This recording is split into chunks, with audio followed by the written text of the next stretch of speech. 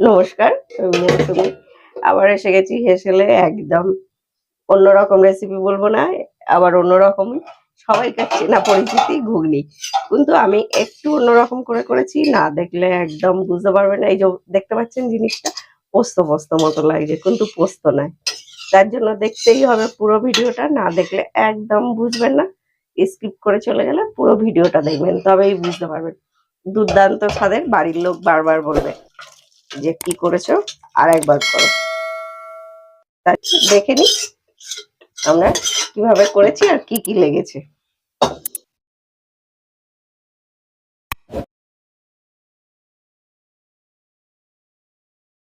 আমি সকালবেলায় ভিজিয়ে দিয়েছি, একটু ফুলে বেশ বড় বড় হয়ে গেছে, জলটা ঝরিয়ে নিয়েছি।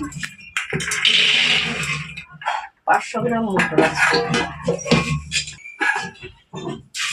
মটরটা ডুবে যাওয়া অব্দি জল দেবো। আর একটুখানি একদম 1 চিমটে খাবার সোডা দেবো। এখন মটর খুব একটা ভালো সেদ্ধ হতে চায় না, তার জন্য। আর 4টে সিটি দিয়ে নেবো। আমাদের মটরটা সেদ্ধ হয়ে গেছে, এই দেখুন।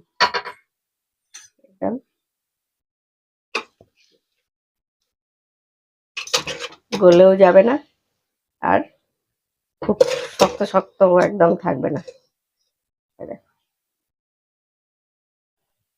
নিয়েছি আলু, এরকম ডুমডুম করে কেটে, পেঁয়াজ কুচি, 3টে পেঁয়াজ কুচি, 2টো টমেটো কুচি, আদা বাটা, রসুন বাটা, কাঁচা লঙ্কা তো একদম মাস্ট লাগবেই, আর জিরে হলুদ যা লাগবে।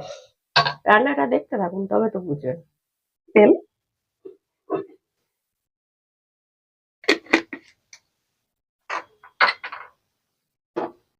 তেলটা আমাদের গরম হয়ে গেছে, দিয়ে দেবো গোটা গোটা জিরে আর 2টো শুকনো লঙ্কা, দিয়ে দেবো পেঁয়াজটা যেটা কুচিয়ে রেখেছিলাম।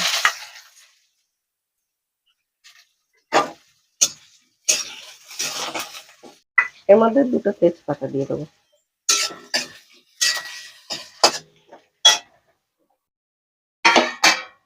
এদিকে আমি করে নিয়েছি 1/2 লিটার দুধের ছানা, ওটা ছাঁকনি দিয়ে ছেঁকে নেবো।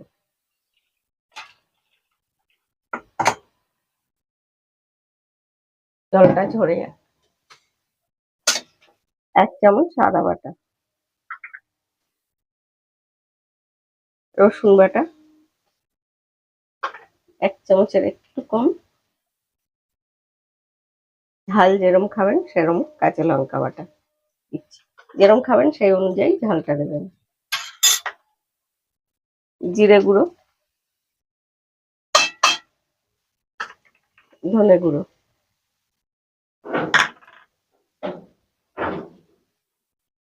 টমেটো, একটু কালারটা হওয়ার জন্য কাশ্মীরি লঙ্কা অল্প করে, আর আন্দাজ মতো হলুদ।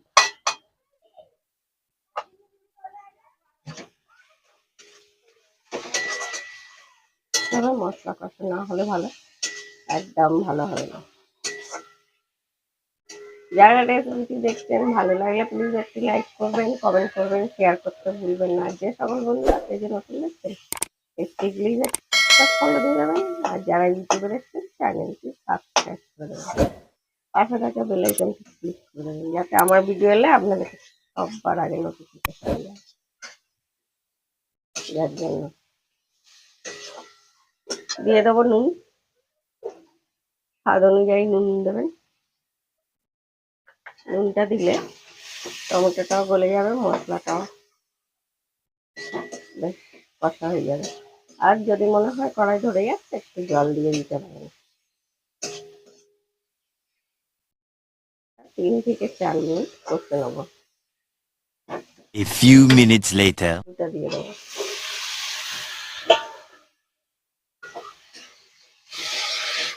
করতে সুবিধা হবে, জল দিতেই লাগবে না। আমরা আরো কিছুক্ষণ কষে নেবো, মিনিট 4-5 মিনিট মতো আমরা কষে নেব। 5 minutes later. দিয়ে দেবো একটু চানা মশলা। 5 টাকা দিয়ে চানা মশলাগুলো পাওয়া যায়, তার যে কোনো দোকানেই পাওয়া যায়, সেইটা অর্ধেকটা দিলাম আমি, পুরোটা না। এবার দিয়ে দেবো এইটা যে ছানাটা রেখেছিলাম। আপনারা পনির দিয়েও করতে পারেন, এটা কিন্তু বেলা হয়ে থাকবে না, বেশ একদম মিশে যাবে ঘুগনির সঙ্গে। পুরো খেতে একদম অন্যরকম লাগে। আপনারা চাইলে নাও দিতে পারেন ছানাটা, পনির এনেও দিতে পারেন, এমনিও করতে পারেন।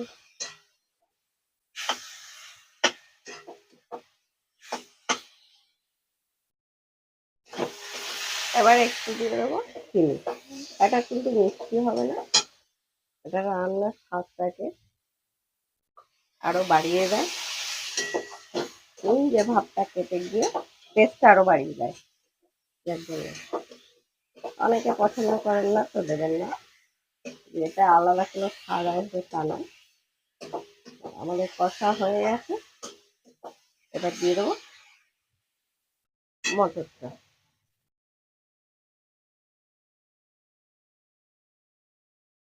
মটরটা একদম জল কম হয়ে গেছে,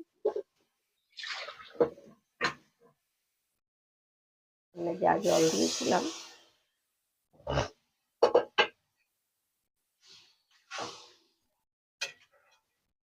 আমরা প্রায় 700 ml মতো, 700 750 ml মতো জল দিলাম।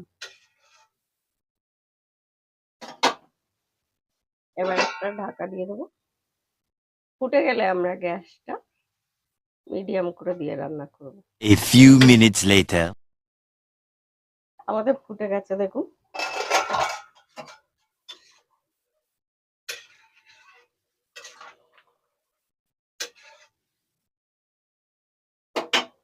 এবার আমরা ঢাকা দিয়ে আগুনটা মিডিয়াম করে দেবো, দিয়ে 10 থেকে 12 মিনিট রান্না করে নেব। 10 minutes later. আমরা ফিরে এলাম 12 মিনিট পর।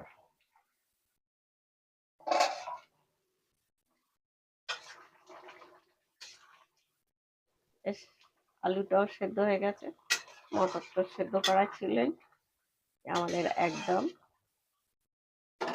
রেডি হয়ে গেছে। এবার দিয়ে দেবো কস্তুরি মেথি। কিছুটা কস্তুরি মেথি হাতে করে নিয়ে এরকম করে একটুখানি হাতে প্রেস করে দেবেন। যারা রেসিপিটি দেখছিলেন তাদের অনেক অনেক ধন্যবাদ। দিয়ে দেবো একটু গরম মশলা। আজকের মতো মৌসুমী হেসেলের রেসিপি এই অবধি থাক, শেষ। আবার ফিরে আসবো কালকে আপনাদের সঙ্গে অন্য কোনো রেসিপি নিয়ে, অন্য কোনো সময়। সবাই সুস্থ থাকবেন, ভালো থাকবেন, আর এরকম নিত্য নতুন রেসিপি দেখতে গেলে দেখতেই থাকবেন মৌসুমী হেসেল, দেখতেই হবে। সবাই সুস্থ থাকবেন, ভালো থাকবেন। আজকের মতো সবাইকার কাছ থেকে নেব বিদায়। কত সুন্দর হয়ে গেছে, যখন সার্ভ করবো খেতে তো না করলে বুঝতেই পারবেন না, অসাধারণ। আমরা গ্যাসটা বন্ধ করে দেবো। আজকের মতো সবাইকার কাছ থেকে বিদায়।